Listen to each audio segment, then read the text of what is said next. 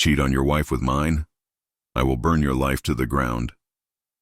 Way back in the early 2000s, I began to suspect that my wife was up to something. Our two kids were about 4 and 6, still young, but not so young they couldn't tell you something about what had happened in their day. They started talking a lot about staying with my wife's parents during the day, which wasn't really that strange in and of itself, but since they lived about 90 minutes away, doing so 2 or 3 times a week seemed a bit much. That was basically every day she wasn't working at her part-time job. When I asked her about it, she denied it, but was never a good liar. So I started tracking the mileage on her car, and sure enough, she was driving an extra 400 or so miles per week. I knew some shit was going on. Then one day I sat down at the computer and she had left a sticky note with her AOL password written on it next to the keyboard. I could not resist and logged in to read her emails and saw a few email exchanges between her and her college BFF where they discussed how my wife was regularly fucking one of her ex-BFEs from high school. No mention of details about him other than my wife also talking shit about his wife, making fun of how she had gotten fat after having kids. Anyway, I printed out these email exchanges and stashed them. I still needed to know the details, so I called a friend who was a cop and he suggested I call a guy he knew that had left the force to become a PI. Ron was great. I paid his retainer and gave him the emails and what little I knew about my wife's activities, and he figured out exactly what she was doing. His report detailed with photos and times, dates, locations, all about how she would take the kids to her parents, then go meet this guy for lunch. Then they'd go to a dumpy motel for a few hours, after which she'd pick up the kids and return home. At this point, I hired a divorce lawyer. My parents cheated on each other and the fallout absolutely fucked mine and my siblings' childhood. It was something that was totally unacceptable.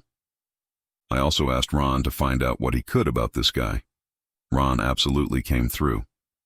I learned his name, Bob, that he was married and had 3 kids.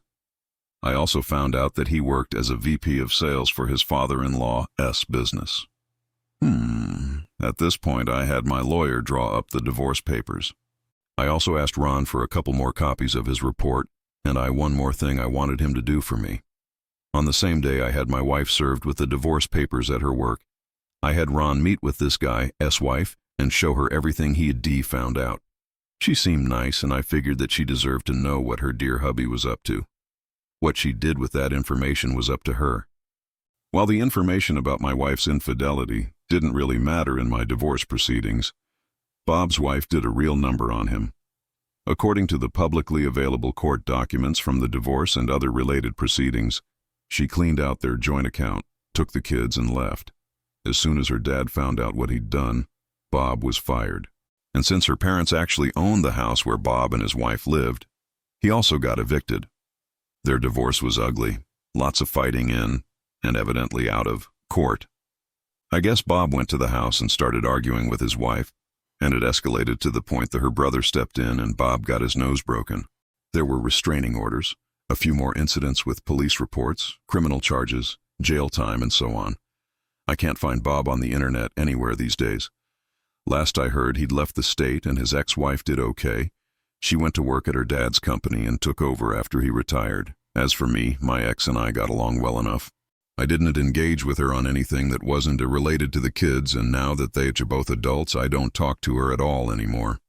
I don't hate her or anything, but I only care in the context that she is my kids' mom and is important to them, nothing beyond that.